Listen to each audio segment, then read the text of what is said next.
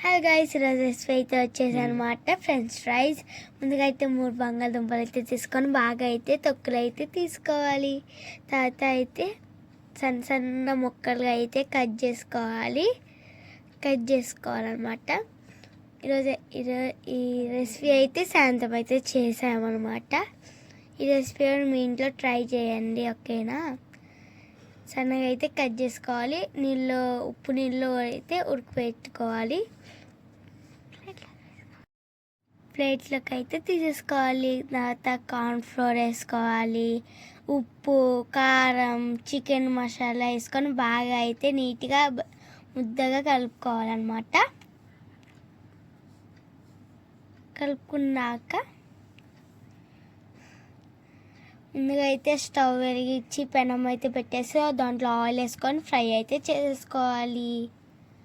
బాగా వేగేదాకా ఉంచి తర్వాత ప్లేట్లోకి అయితే వేయాలి. మళ్ళీ దానికి రెండోసారి డిప్ అయితే చేసేయండి, బాగా మళ్ళీ ఫ్రై అయ్యేదాకా.